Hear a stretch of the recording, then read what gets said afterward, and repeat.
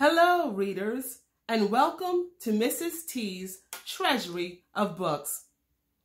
Today, I am going to be reading a book, which is a biography, and it talks about the life of Georgia Gilmore. One of the reasons why we read is we read to be informed, and a biography is a genre that informs us about the life of a significant or a famous person. And so today we're going to read about the life of Georgia Gilmore. And when we read to be informed, once again, we know that good readers are always thinking. And when we read to be informed, we want to be thinking about what questions we want to know about the person that we're reading about today. What questions might we want to know about events in her life? Good readers ask questions before reading, during reading, and after reading. And one of the reasons it's important to ask questions is because it helps to set a purpose for your reading. Also, it helps you to stay engaged with what you're reading about. And also, it helps you to comprehend and understand the text better. So today, I'm going to do a rereading of this book with you and share with you and model with you how I use the questioning strategy to help me better understand this biography. Now, if you notice on the book, I already have some questions, and those questions came before reading when I looked at the book and I examined the title page, the cover of the book. And so let me share with you some of the questions that I had. So the title of the book is Pies from Nowhere, and it's how Georgia Gilmore sustained the Montgomery bus boycott. So my first question is, why is the title of the book Pies from Nowhere? That's what I'm wondering about. And then I'm also wondering how Georgia Gilmore helped to sustain the Montgomery bus boycott. So let's read this book. And so those are my questions. And hopefully, while reading the book, my questions will be answered. And I'm also going to share with you questions I had during reading. When Georgia Gilmore was a young girl, she lived on a farm in Alabama where she fed the pigs and milked the cows. Georgia did her best to listen to what her mother taught her. Think twice before doing anything you might regret, and never, ever hate anyone. Georgia grew up and soon had a family of her own. She did plenty of cooking along the way, and when it was time for something sweet, she knew just what to do. She'd blend butter and sugar in a bowl to get her homemade pound cake started, and then add tea bags to a pot of water for a new batch of sweet tea.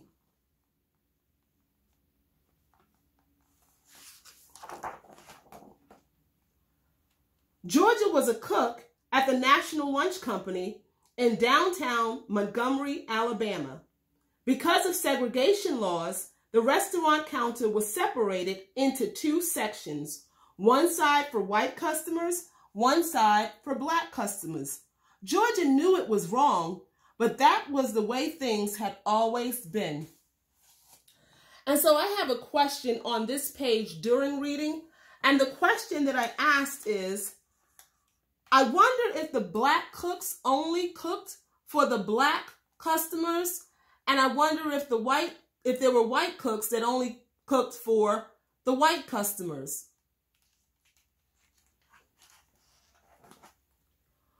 On December 1st, 1955, Georgia was working at the restaurant when a news alert came over the radio.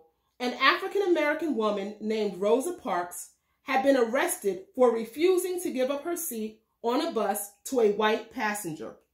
Rosa was tired of giving in to rules that were unjust, and she wasn't the only one.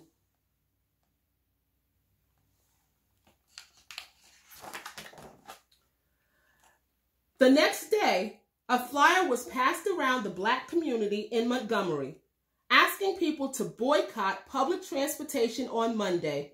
It said, "Please stay off all buses." Georgia watched as buses drove down the street, one after another, empty, empty, empty. Because she'd been treated poorly by the drivers so many times before, Georgia hadn't ridden the buses for 2 months. Still, she wanted to be a part of the movement she saw growing. So here I had a question, and I wondered, how was Georgia treated poorly by the drivers prior to this that made her stop riding the buses for 2 months?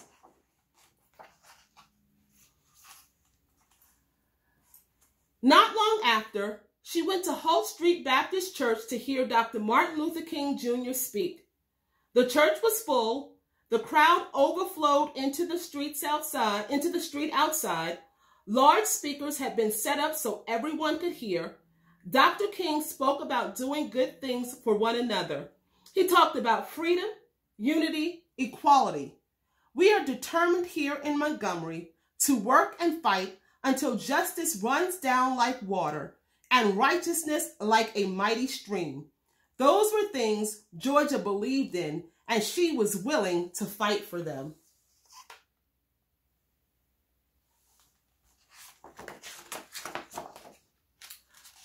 So Georgia decided to help the best way she knew how. She worked with a group of women, and together they purchased the supplies they needed: bread, lettuce, and chickens, and then off they went to cook. The women brought food to the meetings that followed at the church. They sold sandwiches. They sold dinners in their neighborhoods.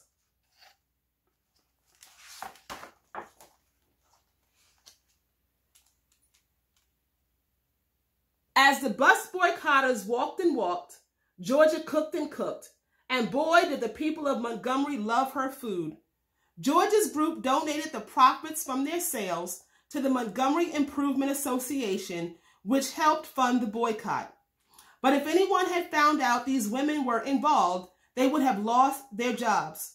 So Georgia ran the operation, and the other women acted as secret helpers. And if you notice here, I have a Post-it, and it's in green. And my questions that I had before and during reading were in yellow. So the green represents the answers that I found to my questions during reading. So here I wrote, Georgia donated profits from the sale of her group's food to the Montgomery Improvement Association, which helped fund the boycott. Now remember, my question here was, I wonder how Georgia Gilmore sustained the bus boycott. So here I found the answer to that when it said that the sales that she and the women gathered from cooking the food, they gave it to the Montgomery Improvement Association, which helped fund the boycott. So found an answer to one of my questions. See, the way I figured it, people always had to eat. So I made the pies, said Georgia. The women sold baked goods to local stores, groceries, laundromats, and beauty shops.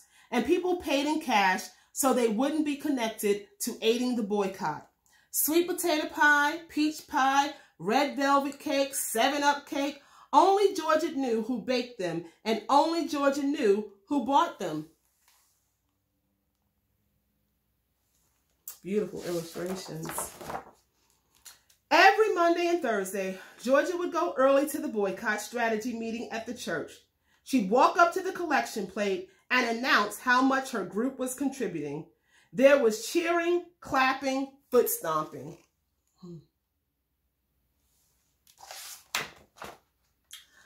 But whenever people asked where the money came from, she remembered her promise to keep it a secret. It came from nowhere, she'd say. Because of this, her brave group of women bakers became known as the Club from Nowhere. And here I have a green Post-it, which means this is an answer to one of my questions. And it says, the title is Pies from Nowhere because the ladies in the group wanted to remain a secret. In other words, they wanted to be anonymous. They didn't want anyone to know who made the pies and who did the cooking. So the title of the book is The Pies from Nowhere because of that. And that was one of the questions that I had. Why is the title of the book Pies from Nowhere? But Montgomery didn't want their buses continuing to... Oh, I missed the page. The club not only raised enough to purchase gas for the carpool system that had been set up for the boycott, but they were also able to buy station wagons to aid the effort and help get people where they needed to go.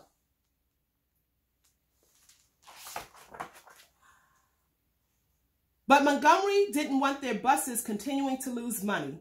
So the city did what it could to stop the protesters and their efforts. Dr. King and 89 others were arrested for their roles in the boycott, and Georgia was called to speak in court about an instance when a bus driver had mistreated her. After she had already paid, the driver demanded she get off and enter through the back of the bus. When I reached the back door and was about to get on, he shut the back door and pulled off. And I didn't even ride the bus after paying my fare. So I decided right then and there I wasn't going to ride the buses anymore, Georgia testified. So another question that I had was, how did the bus drivers treat Georgia unfairly? And so I think you show you where I had raised that question. And that question was here on this page. And so the answer is here on this page. And I just wrote down, a driver did not allow Georgia to ride the bus after she paid her fare, and he made her get off the bus to go to the rear of the bus. But before she could get on the bus, he took off and she wasn't able to ride. So that was the answer to that question. Georgia knew she was doing the right thing by standing up for her fellow protesters. But news of the trial spread across the country like wildfire. When the National Lunch Company found out she was part of the boycott, she was fired from her job. Georgia was unemployed and raising 6 children on her own. She needed to find a new way to support her family. Dr. King encouraged her to start her own business. All these years you've worked for somebody else. Now it's time you worked for yourself, he said. He helped her improve the kitchen in her home, and Georgia got new pots and pans and cooking supplies.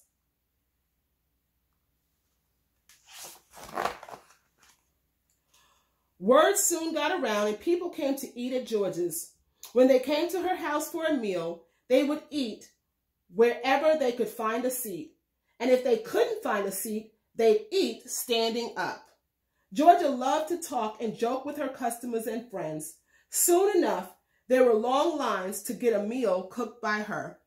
People ordered meals for delivery too. Georgia was making hundreds of lunches each day.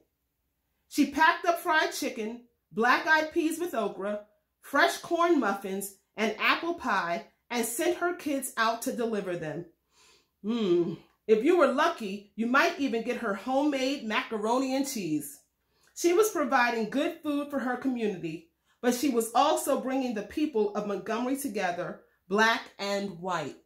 Now here you see I have another yellow Post-it, so this is a during reading question. And my question is, I wonder if Georgia ever opened a restaurant.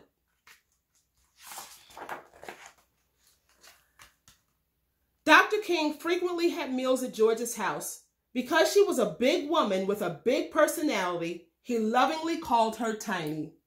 And because civil rights leaders knew they could trust Georgia, her home became a place for important and often secret meetings. I just served them and let them talk, she'd say. On November 13th, 1956, Georgia was cooking in her kitchen, listening to music on the radio, when the station interrupted the song to deliver the news. The Supreme Court had declared that segregation on buses was illegal. The boycotters had won. Georgia was thrilled. People could ride the bus and sit anywhere they desired.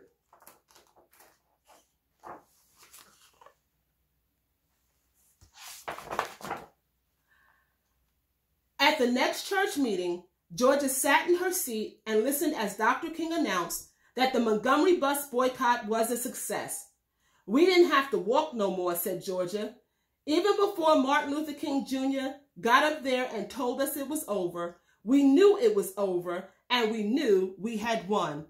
Still, there would be more battles to fight, so Georgia Gilmore kept right on cooking."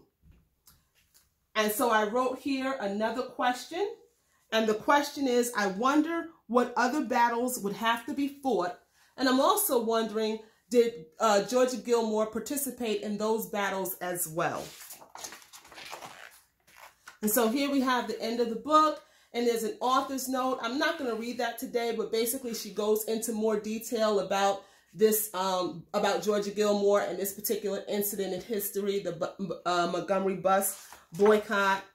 And here, which is really wonderful, there is the recipe that is Georgia Gilmore's homemade pound cake recipe. So they share the recipe of her homemade pound cake. So I hope you enjoyed the story and learning about Georgia Gilmore. I certainly did.